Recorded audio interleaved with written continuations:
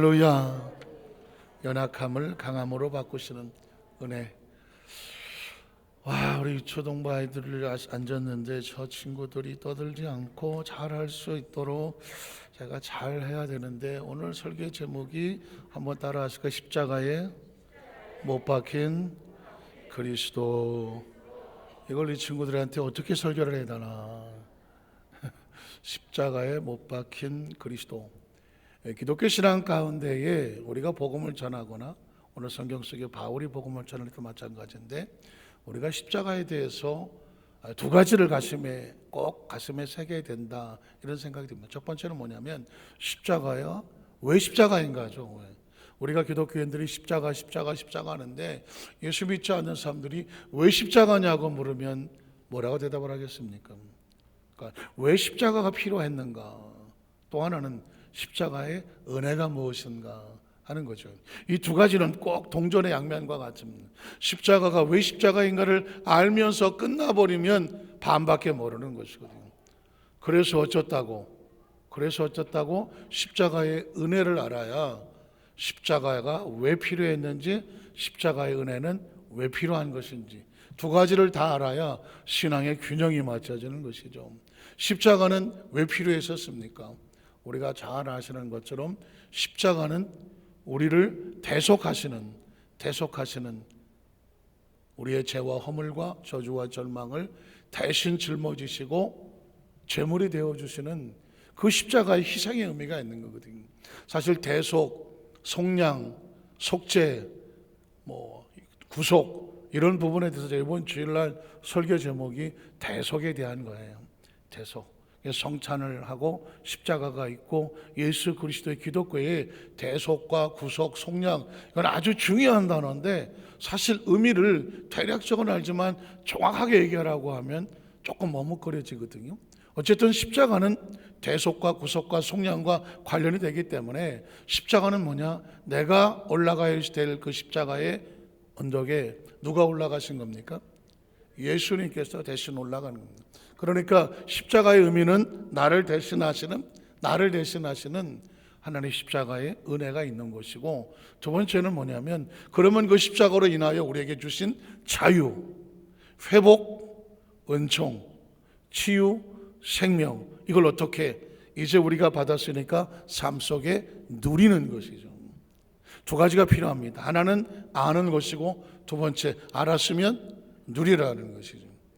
누리지 않으면 아는 것은 지식으로 끝나는 것입니다. 자, 예를 들면 제가 지난번에 말씀드렸지만, 충이라고 하면 나라에 대한 충성, 조국은 우리에게 무엇인가? 대한민국이라는 우리의 조국, 우리가 태어나는 이 조국은 우리가 지금 존재하기까지 이 나라가 어떤 고난과 시련과 아픔 속에서 견뎌왔는가 하는 거죠. 사실 조국의 은혜에 대해서 감사가 필요한 거죠. 우리가 태어났는데 조국이 없어, 나라가 없어. 여러분, 나라 없는 백성이 얼마나 처절한지 아십니까? 일제 36년 동안에 나라를 빼앗겼을 때 그 시대에 태어난 사람들은 태어나 보니까 아다고시와 강고 고진됐으니, 말이 이상한 거야. 일본 말을 쓰고, 일본 사람들이 지배를 하고 일본식으로 움직이고 있는 것이죠. 그 시대에 태어난 사람들은 참 아프고 힘든 겁니다. 그래서 최근에 어느 중요한 지식에 대한 강의를 하는 걸 들어보니까, 인간은 전체적으로 어떤 사람이든 성공을 했다고 해서 자신의 능력으로 성공했다고 생각하면 안 된다. 시대를 잘 타고내야 한다는 것도 아주 중요하다, 이런 의미라는 걸 제가 강의를 한번 들었고, 그렇구나. 어느 사람이든지 자기가 성공을 했다면 그건 자신의 성공이 아니라는 것이죠. 그 시대에 태어난 그 시대의 축복을 받을 수도 있다. 시대는 축복이 중요한 거죠.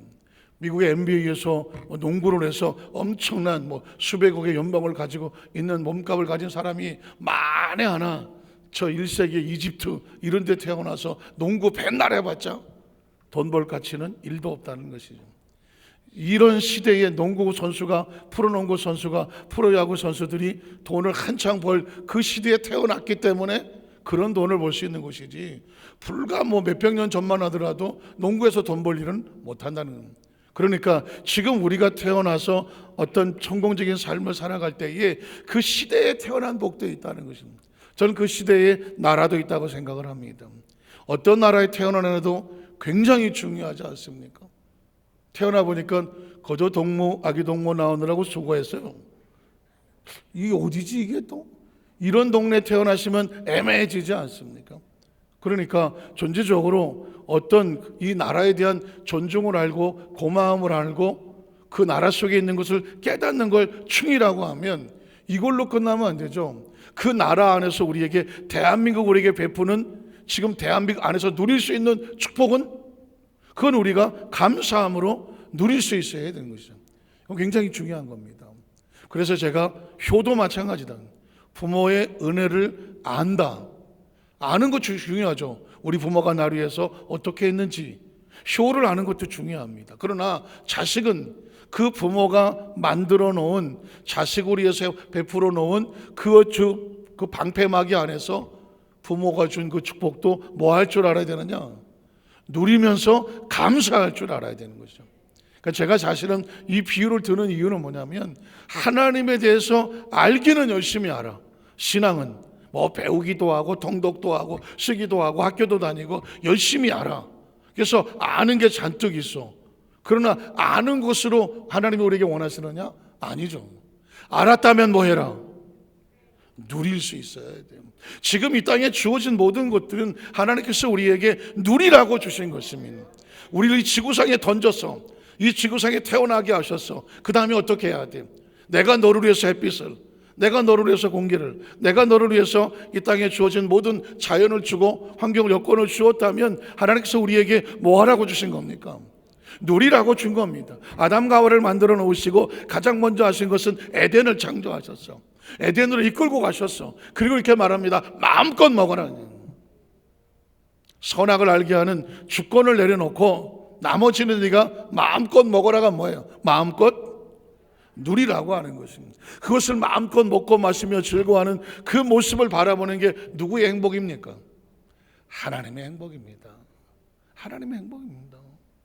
오늘 저와 여러분은 예수를 믿고 하나님의 자녀가 되면 우리가 고행을 하고 수행을 하고 좋죠. 경건하게 살고 맞습니다. 우리가 청빈하게 청결하게 다 살아야 되죠. 그러나 그 가운데 주어지는 하나님의 은혜에 대한 감사와 감격을 놓치면 그냥 고행만 하는 것입니다. 그래서 우리가 어디 가서 복음을 전할 때 십자가의 그 구속의 은총과 그 다음에 그로 인하여 주시는 축복에 대해서도 그것을 예수 안에 이런 자유가 있습니다.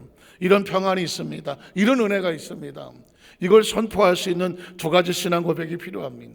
이게 순복음이 이 땅에 1953년도에 이 땅에 순복음이 처음 출발을 했습니다.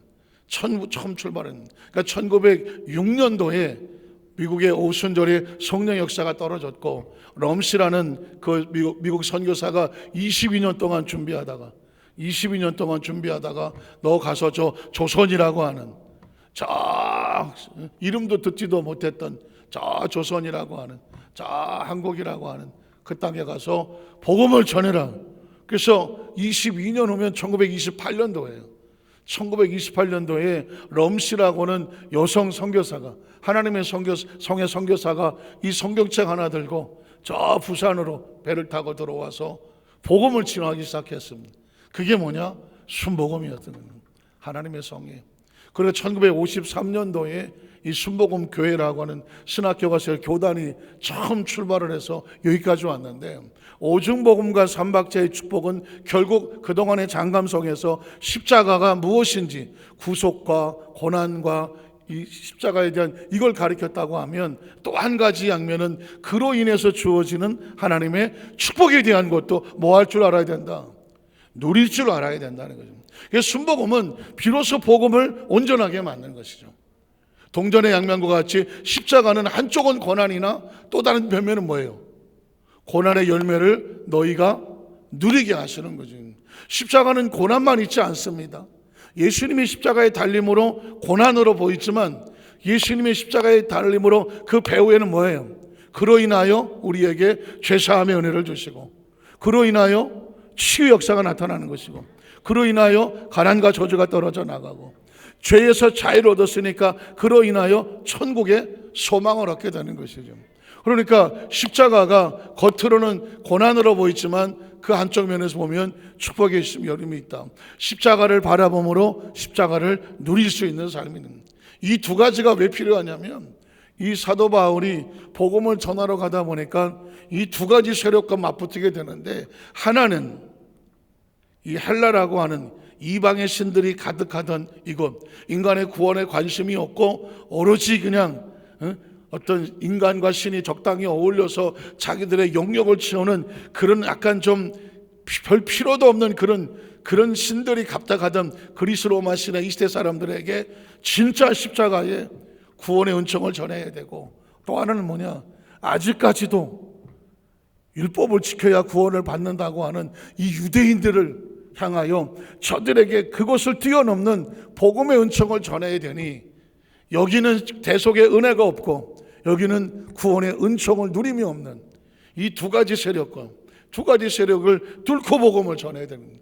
여러분, 유대교가요 얼마나 지독한지 제가 어저께 뉴스를 하나 봤더니, 유대인이 지금 이스라엘 나라에서 복음 예수를 증거하면, 예수를 믿으라고 전도를 하면 잡아서 감옥에 넣는 법이 국회로 올라갔었어.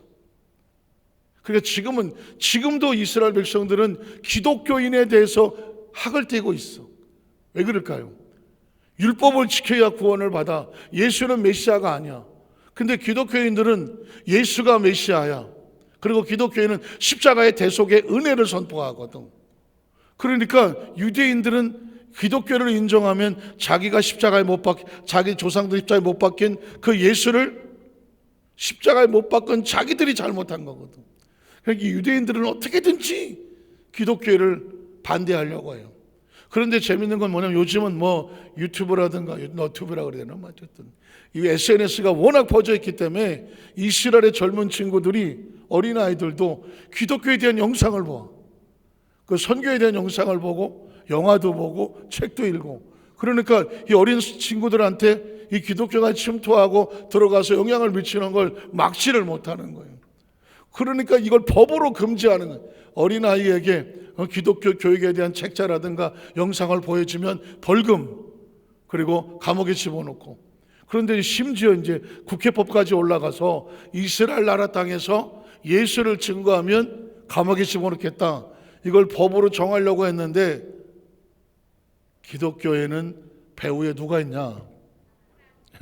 하나님도 있지만 미국이 있어. 이스라엘은 철저하게 누구의 도움을 받는 나라예요? 저 아랍에서 유일하게 버티고 있는 저 이스라엘을 아랍이 수십억이 건드리지 못하는 이유는 이스라엘 배후에 누가 있을까요? 미국이 있거든요. 미국은 철저하게 기독교 국가거든. 만약에 그 법을 올려놨다는 얘기는, 그게 법이 통과를 하면 미국이 가만히 있지는 않아. 미국에 있는 모든 교회 교단들이 이스라엘에게 압력을 집어넣어서, 만에 하나 당신들이 법을 통과시키면 우리는 당신들하고 상계하지 않겠다. 미국이 이스라엘 손을 떼어버리면 이스라엘은 쉽지 않거든요. 그래서 울며 겨자 먹기로 뭐 했느냐? 법안을 올렸다가 취소를 했습니다. 그래서 그게 뉴스로 나왔어. 이스라엘에서 기독교를 복음을 전하다가 잡혀도 감옥에 가지 않기로 이렇게 결정했다고 그럽니다. 제가 그걸 여러분이 말씀드린 이유는 뭐냐?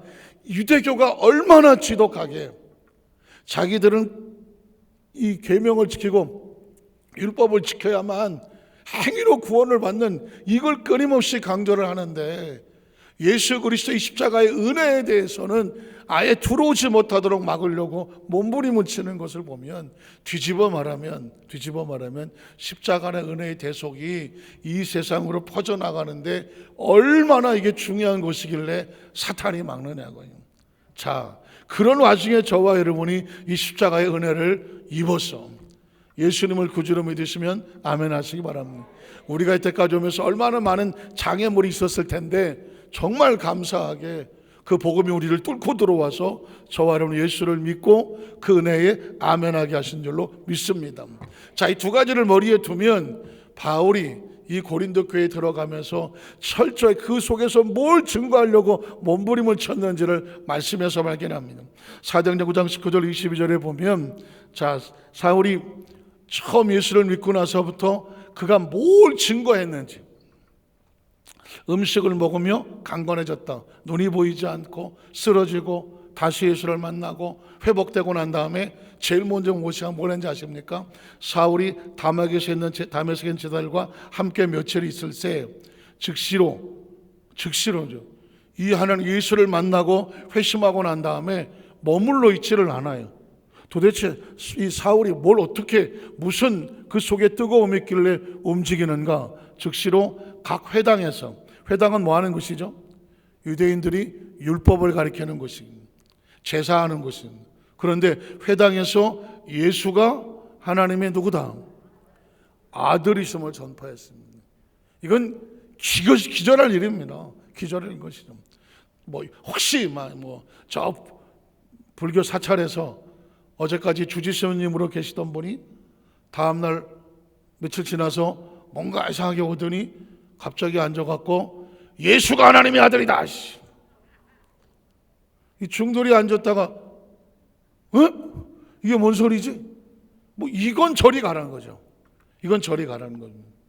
얼마 전까지 예수를 믿는 사람을 잡아다가 감옥에 넣었던 이 사울이라는 사람이 회당에 와서 말씀을 전하니까 다들 당연하게, 그래, 저 그리스도인들은 잡아야 돼, 유대인들의 민족의 반역자야, 이러면서 그런 얘기할 줄 알았는데 딱 올라서서 입을 여는 것이 뭐냐면 예수 그리스도가 하나님의 아들입니다 하는 거죠. 기가 막힌 얘기를 하는 겁니다. 그러니까 이 머릿속에, 이 바울의 머릿속에 예수를 만나고 회심하고 나서 그의 마음 하나님 바꿔놓은 건 뭐예요? 그 십자가의 의미가 뭔지를 아는 거예요. 메시아는, 하나님의 아들은 메시아라는 뜻이거든요.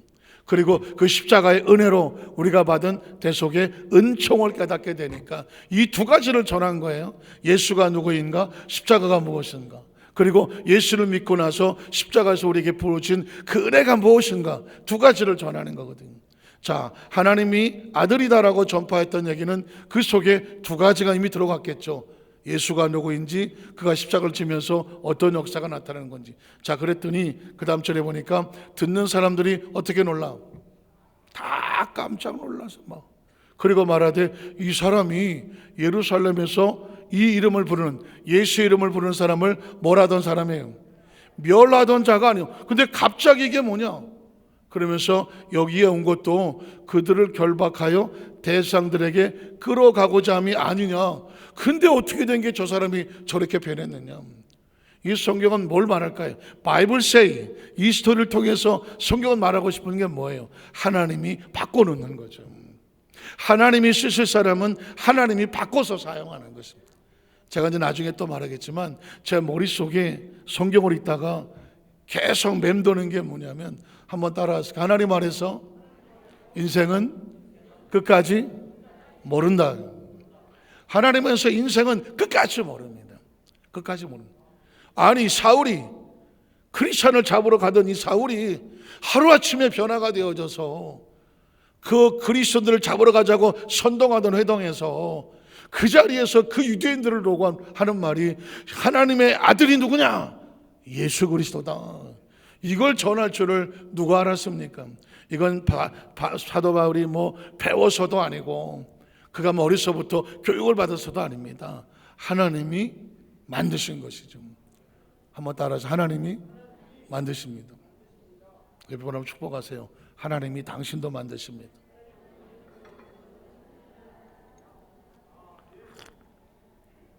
제가 나중에 그 부분도 한번 설교를 할 건데요. 제가 그런 생각을 해서 120은 살아야 되겠다 내가. 전 오래 살고 이런 거에 대해서 별로 그렇게 관심을 가진 적이 없어요. 왜냐하면 워낙 죽을 고비를 많이 넘겼어요.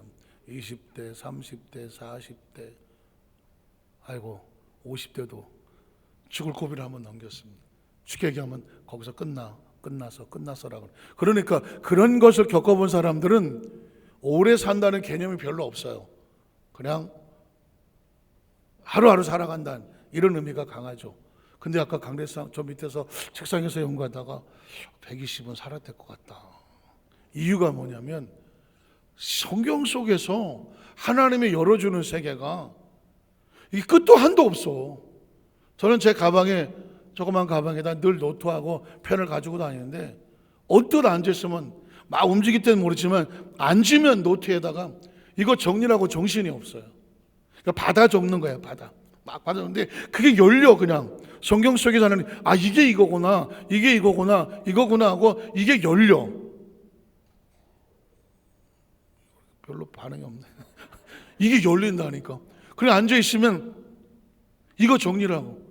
그래서 저도 이번에 지방의 총회 모든 이제 전국에 있는 우리 순복음교회 순복음 교단의 지방 회장하고 새 임원들이 이제 이영원 목사님과 임원들 같이 모여서 2박 3일 동안 수련을 하는데 전 시간만 나면 앉아서 다른 거 적고 앉아 있어. 다른 거 적고 있는. 올라온 데도 마찬가지예요. 하나님의 일하심이 눈을 감으면 창세부터 계시록까지 파노라마 같이 지나가. 야 이거 다 어떡하지? 영화를 만드나? 이거 책을 쓰나? 이거 어떡하지? 그냥 하나님이 일하시는 게 그냥 쭉 흘러가. 쭉 흘러가. 그러니까 이거는 이거 평생 하려면 한도 끝도 없어. 그래서 제가 그냥 툭 지금 한마디 했잖아요. 바울은 누가 만들었다고요? 하나님 만드신 거죠. 무슨 의미인지 아시겠습니까? 하나님이 졸지도 않고 주무시도 않고 쉬지 않고 일하신다고 그랬잖아요. 하나님이 뭔 일을 하시겠어요? 아니야. 하나님이 지금도 그냥 정신없이 하나님께서 하시는 일을 위해서 하나님의 사람들을 만들어 가셔. 뒤집어 말하면 하나님의 역동적인 역사가 지금도 움직이고 있다는 거예요. 성경에서 뭘 발견하나? 하나님의 일하심이에요. 하나님의 일하심을 보는 거예요. 그러니까 하나님의 일하심을 보면 무슨 생각이 드냐면 그분이 누구를 위해서도 일하신다? 나를 위해서도 일하시는 거야. 나를 위해서 일하시는데, 그러니까 지금 내가 염려, 걱정, 근심하는 이유는 누가 하려고 하니까? 내가 하려고 하니까. 내가 어떡하지? 이게 빨리 해야 된다. 생각은 안 나고 시간 놓고 이러고 앉아 있잖아요. 누가 하려고 하니까? 내가 하려고 하니까 하는 거예요. 그런데 성경을 펼쳐보세요. 딱 펼치면 이건 내가 머릿속에 이 저작권이 있어갖고 내가 말하는지 조금씩 풀어야 되니 하나님이 막 정신없이 그거로만 쫙쫙 따라만 다녀도 이건 결론은 뭐야? 하나님 일하신다. 하나님. 그 하나님 누구를 위해서 일하신다? 나를 위해서 일하시고 여러분을 위해서 일하시고 우리 교회를 위해서 일하시고 하나님의 나라를 위해서 일하시고 하나님께서 역사하시는 그 비전과 꿈을 통해서 하나님은 역사하고 계시는 거죠. 이 사울이 바울이 된 이 단순한 사건 하나 속에서도 이건 누가 바꿔놓은 거예요? 세상이 깜짝 놀랄 정도로. 아마 바울도 놀랐겠지. 자기가 그 자리에 서서 그런 얘기를 할 거라고는 꿈에도 몰랐겠지. 그런데 그 일을 하시는 분이 누구예요? 하나님이 하시는 거거든요. 때로 바울이 그 말을 타고 말을 탔든 뭘 탔든 거심에 가다가 자기가 거기서 예수님을 만날 줄도 몰랐고 말에서 꼬꾸라칠 줄도 몰랐고 자기 눈이 안 보일 줄도 몰랐고 예수의 음성을 들을 줄도 몰랐고 이건 사전에 각본이 있는 게 아니니까 다만 예수님이 요 시점에서 바울을 바꿔야 되겠구나. 사울을 바꿔야 돼. 그리고 바꿔서 체험하게 하고 음성을 들려주고 그 심령 속에 하나님의 심령으로 채워주고 나니까 이 바울의 생각과 전혀 다른 하나님의 생각으로 움직이는 사람이 됐군요.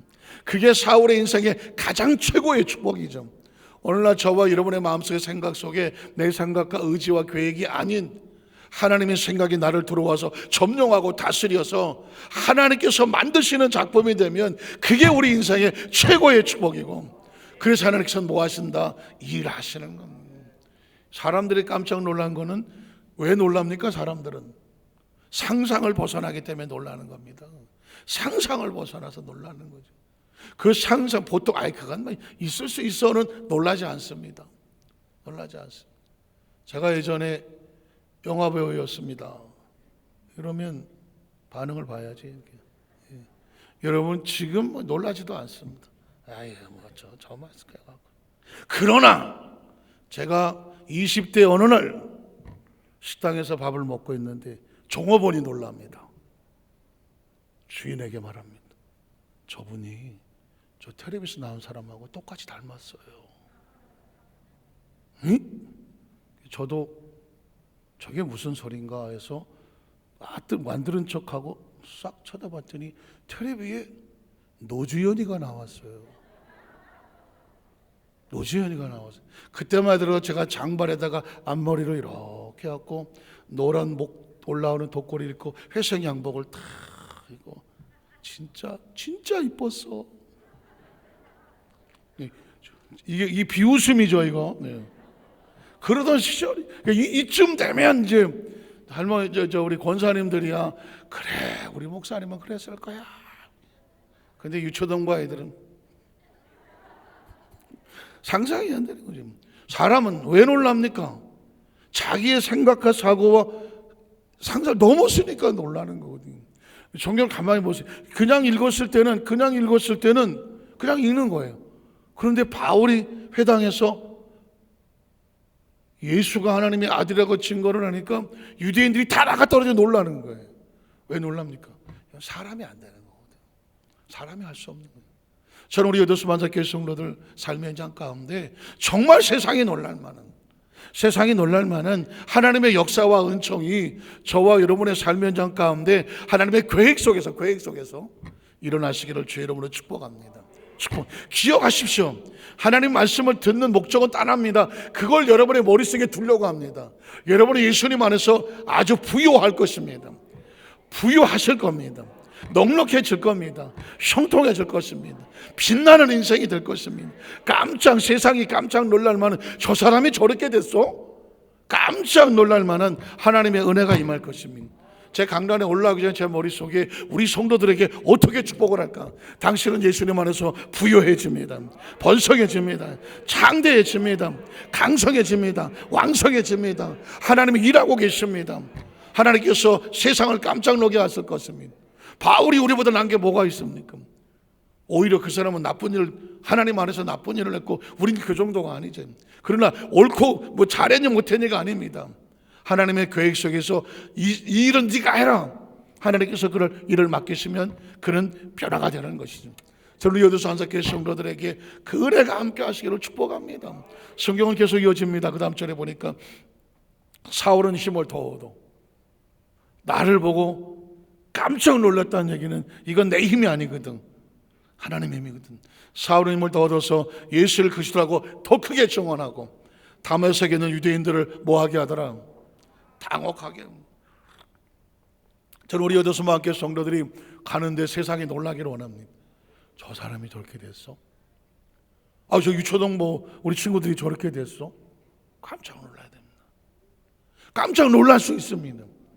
제가 교회학교 교사를 했는데 여의도에서 교회학교를 하는데 중등 3학년 아이들을 가르쳤는데 그 중에 몇 사람은 지금 미국에서도 그렇고 한국에서도 큰 교회 담임 목사가 되어 있습니다. 사람이라는 게 제 머릿속에 보면 옛날 중학교 3학년짜리 학생으로만 보이잖아요. 요만한 머리. 그런데 지금은 한국에서도 그렇고 미국에서도 큰 교회 담임 목사가 되어 있습니다. 모르는 겁니다. 불과 얼마 전까지 그 교회 담임 목사를 가기 전까지 가장 힘들고 어려운 고비에서 저한테는 아직도 선생님이라고 그러면 선생님 기도해 주세요. 그래 지금 많이 이민교회 힘들고 어렵지? 그래 힘내. 나도 그런 고비를 넘었지만 하나님께서 그런 문자 주고받은 지가 얼마 안 되는 것 같은데 하나님께서 갑자기 움직이니까 더 큰 교회 담임 목사님들로 멋지게 취임하고 그 지역을 선도하고 있더라고요. 제가 이런 얘기하는 건 딴 게 아닙니다. 사람은 모릅니다. 아니 나도 모르고 너도 모르고 아무도 모릅니다. 하나님이 하시는 것은 세상을 당혹하게 하는 것입니다. 이왕 당혹하게 할 것은 깜짝 놀라게 하시죠. 언젠가 여러분 저를 보고도 그냥 깜놀이야? 깜짝 놀랄라 그렇습니다. 저도 여러분 아주 멋지고 아름답게 아주 깜짝 놀라게 해주기 그런 좋은 의미에서.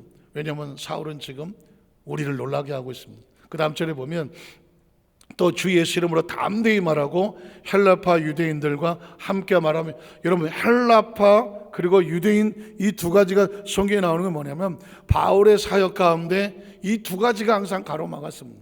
헬라파는 그리스 로마 신들의 잡다한 신들이, 그러니까 지식과 뭐 전통과 이런 걸로 자꾸 막았고, 유대인들은 끊임없이 아까도 말씀했지만 지금도 그러고 있으니까, 야, 사람의 행위를 해서 구원을 받아야지, 율법과 제사와 뭐 이런 걸로 통해서 아브라함의 핏줄로 이게 구원을 받아야지, 무슨 뭐 십자가의 은혜와 은총으로 구원을 받느냐. 십자가의 은혜와 은총을 아주 싫어하는 유대인들에게 그걸 뚫고 들어가야 되는 거예요. 자, 여러분 변론하니 그 다음 절에 보니까 그 사람들이 뭐 하려고 합니까? 죽이려고 하는 것입니다. 죽이려고 하는 거예요. 오히려 이방인들은 바울을 믿으려고 합니다. 왜냐하면 자신들이 믿는 그리스 로마 신앙들은, 뭐 여러분 그리스 로마 신화를 보면 알겠지만 제우스 어쩌고 저쩌고 떠들어 다 그냥 물론 정치적 의미가 있고 문학적 의미가 있겠지만, 그냥 또 이 여신과 같이 자서 자식을 낳고 저 여신과 나서 또 자식을 낳고, 그것도 못돼서 또 저쪽에 또 마음에 든다고 또 어떤 뭐 나라 공주를 또 유혹을 해서 자식을 낳고, 그래서 제우스의 자식이 막 여기저기 막 깔아놓고 다녀요. 그게 그들이 믿는 신이야. 인간의 구원엔 관심이 없어. 그러던 사람들에게 구원에 대한 하나님의 아들이 있다고 말하니까 그리스 로마 사람들은 오히려 그런 신이 있어 믿어주고 나옵니다. 정작 유대인들은 예수를 믿지 않습니다. 예수를 믿는다고 하는 것은 그들의 조상들이 전제적으로 메시아를 십자가에 못 박은 게 되어지고, 그리고 아브라함의 자손만 구원 얻는다고 하는 자기들의 선민의식을 버려야 되는 것이는, 그러니까 어떻게든지 예수를 죽이려고 힘쓸렸다고. 예수의 복음을 전하는 바울도 죽이려고 들은 거죠. 그 다음 절에 보니까 그래서 하나님이 약속하신 대로, 자 이제 고린도 교회에 가서 또 전하는 겁니다. 약속하신 대로 이 사람의 후손에서, 다윗의 후손에서 이스라엘에서 구주를 세우셨으니 곧 예수라는 거예요. 그러니까 제가 참 너무 감사한 건, 이 서신을 연구하고 성지순례도 갔다 와서 바울의 선교 지역을 보았고, 그리고 서신의 말씀을 보면서 왜 유대인들과 헬라파 사람들이 그렇게 바울을 죽이려고 돌아다니며 끝까지 쫓아내면서 돌을 던졌는지, 예수는 이미 천국에 가셔서 승천할 수 없는데 예수를 증거하는 크리스천들을 왜 이렇게 핍박을 하려고 덤벼들었는지, 또 바울은 그 1차, 2차, 3차 선교행을 다닌다고 하면서 그 환난 속에서 뭘 가지고 그렇게 증거하려고 몸부림을 쳤는지, 그게 뚫려지는 거예요. 알고 봤더니 딱 두 가지야. 십자가의 의미와 십자가의 은혜였었어요. 그래서 바울이 입을 열면 예수 그리스도 십자가, 이걸 외쳤어요. 지금도 마찬가지입니다. 다윗의 후손에서 이스라엘에서 구주를 메시아를 세웠으니 그가 누구다? 예수다라고 말하는 것입니다. 또 그 다음 절에 보니까 십자가의 도가 멸망하는 자들에게는 미련한 것이요 구원을 받는 우리에게는 하나님의 능력이다. 십자가, 그럼 두 가지를 기억하십시오. 하나는 우리를 대신해서 짊어지신 십자가, 두 번째는 그 십자가로 우리에게 주시고 싶어하는 축복의 은혜. 두 가지를 꼭 기억하셔야 돼요. 한 가지만 가져서는 안 돼요. 그래서 옛날에는 예수님이 십자가를 지셨으니 나도 십자가를 지고, 예수님이 천대를 받았으니 나도 천대를 받고, 주님 가신 그 길을 나도 가오 했어요. 맞습니다. 사명을 지고 고난의 길을 가는 건 맞아. 그러나 이 사명자에게 그런 것이 있지만, 그럼에도 불구하고 십자가의 은총의 또 하나는 뭐냐면 그 십자가의 대소를 말며 우리에게 주시는 축복이 있는 거예요. 그 축복 안에서 이 땅의 삶의 자유도 기억하셔야 돼요. 가만히 보면 고난이 우선인가, 자유와 축복이 우선인가? 어머니가 희생하고 아버지가 희생해서 자식에게 주는 것은 희생의 목적인가, 그 자녀에게 주시는 자유와 형통과 행복의 목적인가? 뭐가 목적인가? 행복이 목적이죠. 나실 때 괴로움 다 잊으시고 진자리 마른 자리 가라 하니, 이가 뭐예요? 그 자식을 잘 되라고 하는 겁니다. 잘 자라서, 건강하게 자라서 그 가지고 있는 꿈의 비용을 가지고 멋지게 한번 살아봐라. 나는 부모로서 애미로서 내가 내 자식을 위해서 헌신하고 하는 거는, 그것도 나는 부모로서 나의 기쁨이야. 나의 기쁨이라고. 그래서 내 자식이 그렇게 잘 되어져서 멋지게 되어지는 것을 보는 것만이라도 괜찮아. 그것만 봐도 나는 배가 부르다. 이건 거짓말은 안 하는 거예요. 자식이 행복하고 자식이 평안하고 자식이 기뻐하고 자식이 만족하면서 하는 모습을 지켜보는 부모의 축복이 있는 거거든. 십자가에서 왜 내가 다 이루었다 그러면서 주님은 만족하셨을까? 그로 인하여 너희는 더 이상 죄에 절망하지 마라. 그로 인해서 너희는 더 이상 가난과 저주에 넘어지지 마라. 그로 인해서 더 이상 가난과 절망에 무너지지 마라. 상처와 아픔에 무너지지 마라. 그러므로 더 이상 사망의 음침한 처절한 절망에 갇힌다고 두려워하지 마라. 사망도 깨뜨린다. 부활은 그런 겁니다, 여러분. 부활의 목적은 뭐냐? 제가 고난주간, 다음 주간에 하는 고난주간에 고난의 의미를 알겠으나 고난의 진정한 의미는 뭐냐? 자기 백성을 대속하여서 어떻게 그 은혜 쪽으로 축복으로 초대하는 거 아닙니까? 내가 죽었으니 너희는 살아라 아닙니까? 내가 고난을 받았으니 너희는 행복해라 아닙니까? 내가 사망에 갇혔다 나왔으니 너희는 더 이상 사망에 들어가지 마라 아닙니까? 하나님이 세상을 처음 만드셨을 때 우리로 하여금 고난받기를 원하셨습니까? 우리가 가난하기를 원하셨습니까? 우리가 병들기를 원하셨습니까? 우리가 사망하기를 원하셨습니까? 일도 없는 겁니다. 하나님의 창조에는 사망이 없습니다. 하나님의 창조에는 고난이 없습니다. 하나님의 창조에는요 질병이 없습니다. 하나님의 창조에는요 비어짐과 연약함이 없습니다. 수치가 없고 절망이 없습니다. 제가 다음 주 월요일날 할 얘기지만 창조에 있는 하나님의 축복의 은총은 창조주로서의 그 하나님의 마음을 보자고요. 어떻게 만들었는지, 뭐 하려고 만드셨는지, 그게 하나님의 마음입니다. 이제 저와 여러분의 머릿속에 의식 속에 제가 하다 말씀을 마쳐도 의식 속에 철저하게 의식과 저와 여러분의 사고 속에 기억하십시오. 난 절대로 가난하지 않다. 가난해질 수 없다. 가난에 떠나가라. 이미 떠나갔다고 말해야 돼. 내 삶의 가난이라는 것은 가짜도 생각하지 마세요. 없다는 얘기는 없자도 생각하지 마라. 무너진 건 보지도 마라. 그냥 불행이란 불자는 생각하지도 마라. 나는 존재적으로 부유하게 되어 있다. 존재적으로 행복하게 되어 있다. 존재적으로 하나님 안에서 평안을 누리게 되어 있다. 하나님은 나를 그렇게 하기를 원하신다. 내가 평안하기를 원한다. 내 얼굴에 웃음을 보기를 원한다.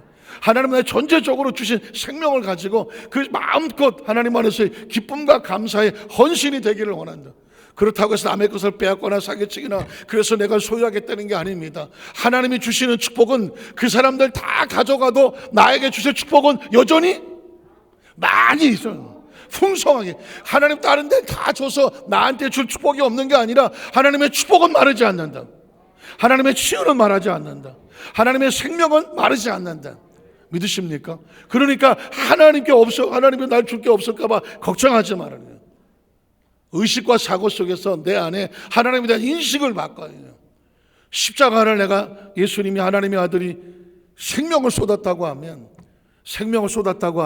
다 이루었다고 하면 그렇다면 어떻게 알아? 그 안에서는 축복이 1도 흐트러지지 말고 그 약속한 그 생명의 축복을 다 받아 우리의 삶 속에 누리고 살아야 된다. 그게 우리가 받은 은혜다. 그럼 어떻게 할까요? 은혜를 알고 누리고 그 다음에 어떻게 은혜를 갚으며 살면 되잖아요. 그걸 사명이라고 합니다. 우리는 왜 사명을 질까요? 왜 사명자가 될까요?